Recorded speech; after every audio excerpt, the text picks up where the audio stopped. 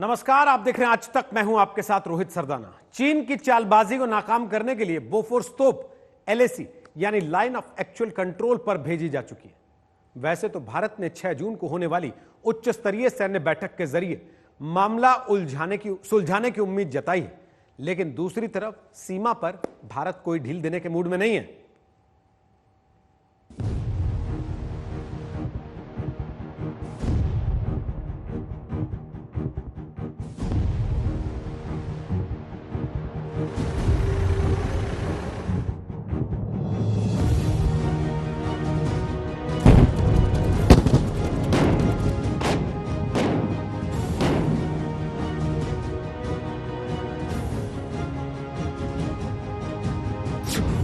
LAC पर चीन अब नहीं मचा सकेगा कोहराम।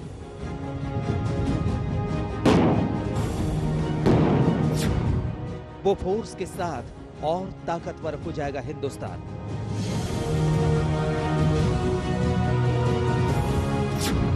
बोफोर्स गरजेंगी, चीन हो जाएगा और परेशान।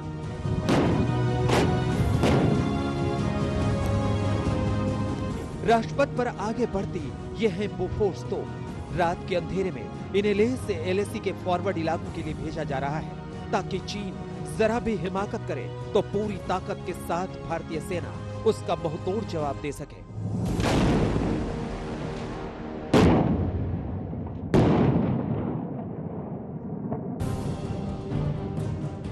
महीने भर से चीन लद्दाख के 3 इलाकों में चाले चल रहा है। भारत ने सारी कोशिशें कर ली, सेना के स्तर पर भी और कूटनीतिक स्तर पर भी, लेकिन अड़ियल चीन है कि मानता नहीं। आखिरकार भारत ने डटे रहने और खुद को मजबूत करते रहने की नीति के तहत अब LAC के करीब बोफोर्स तोप तैनात करने का फैसला लिया है। लेह से 60 बोफोर्स तोप LAC के लिए रवाना कर दी गई है। करगिल युद्ध के दौरान पाकिस्तान से निपटने के लिए इन तोपों ने अहम किरदार निभाया था। इन्हें दुनिया की सबसे घातक तोपों में शुमार किया जाता है। हल्के वजन के कारण कहीं भी इनकी तैनाती मुमकिन है। 1 मिनट में ये 10 कोले दाग सकती है। 70 डिग्री के कोण तक कोले दागने की क्षमता के कारण ये लाजवाब है। पहाड़ी इलाकों में बोफोर्स सबसे कारगर मानी जाती है। ये 27 किलोमीटर दूर तक गोले दाग सकती है। केंद्र शासित प्रदेश लद्दाख में चीन और भारत के बीच तनाव कोई नई बात नहीं है। सालों से सीमा तनाव इस क्षेत्र में बना हुआ है, लेकिन अचानक चीन इतना आक्रामक क्यों हुआ और क्यों पिछले 1 महीने से भारतीय इलाके में डेरा डाला हुआ है, उसकी 2 वजहें हैं। एक तो जो पिछले साल अगस्त में भारत ने लद्दाख को केंद्र शासित प्रदेश बनाया। दूसरी सबसे बड़ी वजह मानी जा रही है वो यही है कि जिस अंदाज से सीमा सड़क संगठन ने इस पूरे इलाके में चीन से सटी सीमा के साथ सड़कों का जाल बिछाया है और बड़े बड़े और महत्वपूर्ण पुलों का निर्माण किया है, उससे चीन तिलमिलाया है। दरअसल भारत खुद को हर तरह के हालात के लिए तैयार कर लेना चाहता है, क्योंकि चीन का कोई भरोसा नहीं है। वो अपने इलाके में LAC के करीब सड़क से लेकर सैन्य बल के रुकने तक के सारे इंतजाम कर चुका है। बार बार वो घुसपैठ करता है और कब्जा करने की कोशिश करता है। अपनी तैयारियों को दुरुस्त करने के मद्देनजर भारत ने भी जवाबी कार्रवाई की है। न सिर्फ भारत भी सड़क और पुल बनाने के अभियान में जोर शोर से लगा है, बल्कि सैन्य बल और गश्त बढ़ाकर उसने चीन को साफ और कड़ा संदेश भी दे दिया है। लद्दाख के दौलत बेग में बन रहा सबसे बड़ा पुल, कश्मीर में हवाई पट्टी का निर्माण भी जोरों पर। अब जरा दौलत बेग इलाके की इन तस्वीरों पर नजर डालिए। सीमा के बेहद करीब इस संवेदनशील इलाके में BRO यानी बॉर्डर रोड ऑर्गेनाइजेशन सबसे बड़ा पुल बना रहा है ताकि सैन्य बल की आवाजाही को और दुरुस्त किया जा सके। Durbuk, Shok and Daulat Beg Oldi road is a strategic important road for India, and we have inducted in 2015 50 BRTF, which is solely looking after construction of this road. We are following new technology like cementitious base and sub base, and to enhance our speed of construction. We have got very limited 4.5 to 5 months working period there. So we had to plan everything in advance so that the work doesn't stop because of any lack of resource. Secondly, the terrain there, since the bridge is over River Shyok and is 450 odd meters long. So we had to, for the substructure, we had to innovate and we have gone in for micro piling.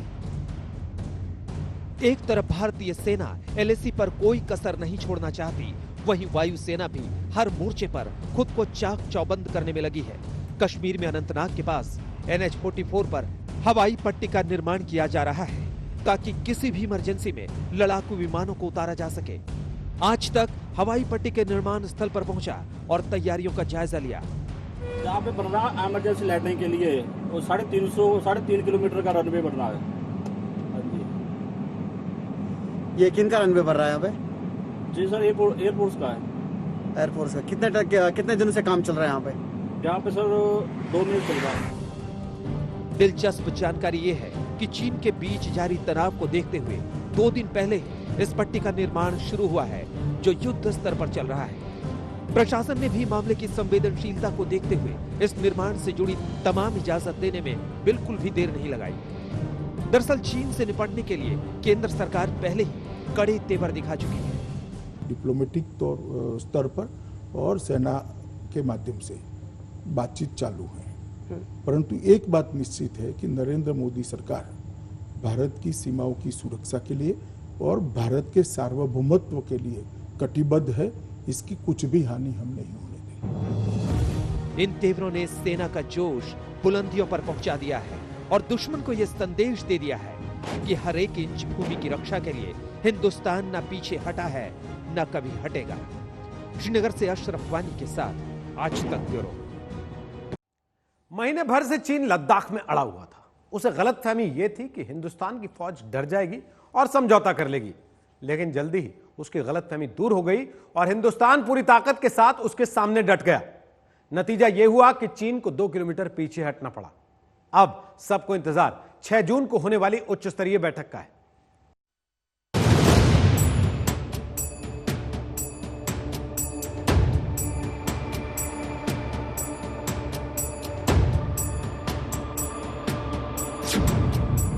Hindustan के तेवरों से डरा चीन, 2 kilometre पीछे हटा चीन। वो force के बाद अब बातों से मानेगा चीन। चीन को अंदाजा तक नहीं था कि हिंदुस्तानी फौज इस बार अपनी सरहदों की रक्षा के लिए इन तेवरों के साथ लद्दाख में डेरा जमा लेंगी। इधर भारत नई दिल्ली में कूटनीतिक मोर्चे पर डटा रहा, तो उधर एलएसी में मोर्चे पर अड़ा रहा। नतीजा ये हुआ कि चीन की सेना ने अपने कदम आखिरकार महीने भर बाद 2 किलोमीटर पीछे खींच लिए।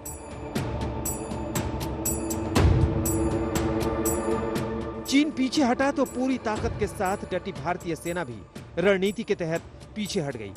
जानकार मानते हैं कि पीछे हटना मौजूदा हालात में चीन की मजबूरी हो गई थी, क्योंकि अब जो आपने देखा, जो अब इंफ्रास्ट्रक्चर जो है हमारा जो बॉर्डर के ऊपर बनाने लगे हैं हिंदुस्तानी, तो अब चाइना को खतरा है, क्योंकि उनको लगता है, क्योंकि चाइना डिसएडवांटेजेस पोजीशन में है, उनको खतरा लगता है कि भाई अगर ये बॉर्डर में बन गया सारा इनका इंफ्रास्ट्रक्चर, तो हिंदुस्तान अपनी फौज वगैरह अच्छी तरह वहाँ मूव कर सकता है। तो इसीलिए चाइना ये ऑब्जेक्शंस करता रहता है। जो लेफ्टिनेंट जनरल लेवल की टॉक्स हो रही हैं, उससे पहले थोड़ी बहुत पॉजिटिव इंडिकेशन ग्राउंड पे नज़र आई है। गैल्वन वैली में कुछ ट्रुप्स की मूवमेंट चाइनीज़ की जो दिखी है, कि जिससे लगता है कि वो शायद वहाँ से कुछ विड्रॉ कर रहे हैं।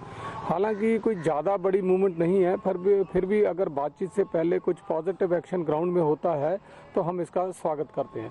बाकी जो बातचीत के बाद क्या सेटलमेंट होती है और क्या इसमें भारत अपना पक्ष रखता है, वो बातचीत के बाद ही पता लगेगा। पर वहाँ पे जो प्रेजेंस है, जैसा कि राजनाथ सिंह ने कहा, काफ़ी ज़्यादा मात्रा में है, इससे हम इनकार नहीं कर सकते।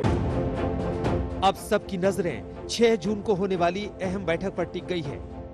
दरअसल बटालियन, ब्रिगेड और डिवीजन कमांडर स्तर की बातचीत नाकाम होने के बाद अब 6 जून को उच्च स्तरीय बैठक होनी है। Leh corps commander lieutenant general Harinder Singh अपने चीनी समकक्ष के साथ सुचूल के करीब बात करेंगे और तनाव को खत्म करने की कोशिश करेंगे। चीन की सेना के कदम पीछे हटाने के फैसले के बाद उम्मीद जताई जा रही है कि इस बार बातचीत से मामला सुलझ जाएगा। वैसे भी भारत ने सैन्य तैयारी के साथ साथ बातचीत के दरवाजे भी कभी बंद नहीं किए थे। भारत की भी यही कोशिश है कि तनाव किसी भी सूरत में न बढ़े। बल्कि मिलिट्री लेवल पर यदि बातचीत करनी है तो मिलिट्री लेवल पर बातचीत करके, डिप्लोमेटिक लेवल पर बातचीत करनी है तो डिप्लोमेटिक लेवल पर बातचीत करके उस मामले को सुलझाया जाना चाहिए।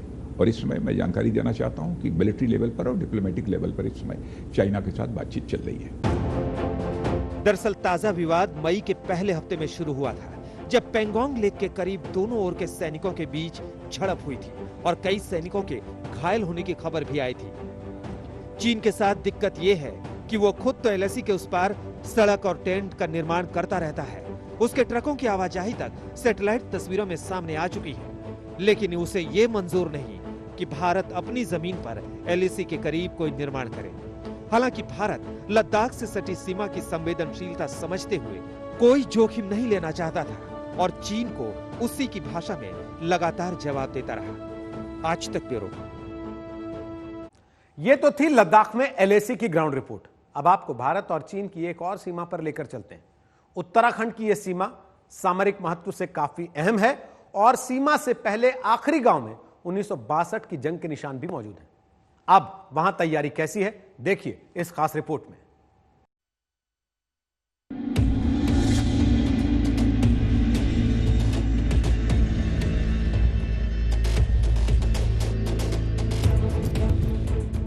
लद्दाख में चीन के साथ बढ़ते विवाद के बीच उत्तराखंड में चीन से लगने वाले भारत के सरहदी इलाकों में भी तनाव बढ़ गया है। भारतीय सेना ने इन इलाकों में भी अपनी तैयारी बढ़ा दी है, खास तौर पर इस वजह से क्योंकि 1962 के युद्ध में चीन ने इन इलाकों को भी निशाना बनाया था।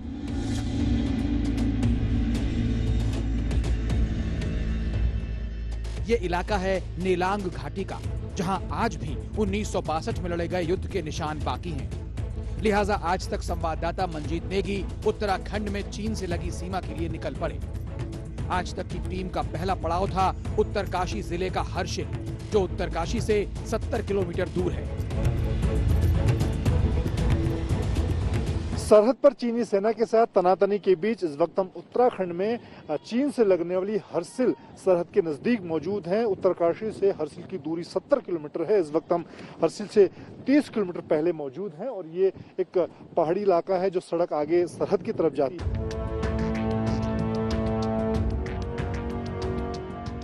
यहाँ से नेलांग घाटी की तरफ बढ़ने के दौरान रास्ते में सड़क बनाने का काम तेजी से चलता नजर आया। वहीं सेना के ट्रक और आईटीबीपी की बसों में सरहदी इलाकों की ओर जाते जवान नजर आए। इस इलाके में चीन ने अब तक कोई हरकत नहीं की है, लेकिन सेना पूरी तरह से सतर्क है। वहीं चीन से मुकाबले में पुलों और सड़कों का जाल बिछाना काफी अहमियत रखता है। दरअसल इनके जरिए ही भारतीय सेना के जवान और उनका साजो सामान जल्द से जल्द सरहद पर पहुंचता है। इन्हीं रास्तों पर चलते हुए हम जल्दी ही चीनी सीमा से सटे गांव बगोरी पहुंचे। यहां सेना और आईटीबीपी की मौजूदगी है।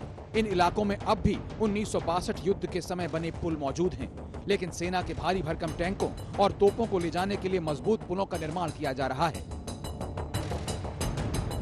दरअसल बगोरी गांव नेलांग घाटी में भारत चीन सीमा का आखिरी गांव है। 1962 के दौरान इससे आगे के गांव उजड़ गए।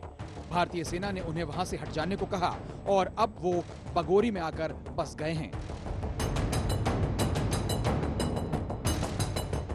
से लगने वाली सरहद नीलांग घाटी के आखिरी गांव बगोरी पहुंचे हैं। दरअसल बगोरी गांव के जो लोग हैं वो तिब्बत से लगने वाली जो सरहद है वहां का जो भारत का गांव जादौंग था, वहां से ये लोग विस्थापित हुए थे 1962 की लड़ाई में। जैसे कि शिलालेख पर लिखा गया है कि 1962 से पहले भारत तिब्बत बाजार जो नीलांग में स्थापित किया जाता था, उसे स्थापित करने में नीलांग, जादौंग और बगोरी ग्रामीणों का योगदान था। यहाँ ज्यादातर लोग तिब्बत की भूटिया जाति से ताल्लुक रखते हैं। इनमें हिंदू और बौद्ध दोनों हैं। इनमें से कई लोग हैं जिन्होंने 1962 की लड़ाई देखी थी। इस बार उन्हें चीन की किसी हरकत की खबर नहीं, लेकिन यहाँ के कई लोग ये मानते हैं कि चीन के मुकाबले हमारी तरफ सड़क और पुल बनाने में और तेजी लाने की जरूरत है। अब आप देखिए उत्तरकाशी से आप ऊपर आए होंगे तो आप देख रहे हैं, आप भैरव घाटी तक जाइए, रोड का काम अभी तक हुआ नहीं है कि इवन कभी बड़ी व्हीकल जानी है या आपके तोप जाने हैं तो उनके लिए कम से कम डबल वे तो होना चाहिए, वो नहीं है। तो वो इसी कानून में फंसा हुआ है, इको सेंसिटिव जोन में। तो वो अगर खुलेगा तो शायद जल्दी काम होगा। 1962 के युद्ध के निशान यहाँ जगह जगह पर मौजूद हैं। आज भी वो बंकर देखे जा सकते हैं जिन्हें भारतीय सेना ने चीनी सैनिकों से मुकाबले के लिए बनाया था। इस इलाके में भारत चीन की तैयारियों की बात करें तो चीन ने अपने इलाके के थोलिंग मठ और सारंग में हवाई पट्टी बनाई है, जहां उसके लड़ाकू विमान मौजूद हैं। दूसरी तरफ भारत ने फॉरवर्ड पोस्ट तक जाने के लिए चौड़ी सड़कों का निर्माण तेज कर दिया है। मंजीत नेगी, बगोरी गांव, हर्षिल, आज तक। इस बुलेटिन में फिलहाल के लिए इतना ही, लेकिन देश दुनिया की खबरों के लिए आप देखते रहिए आज तक।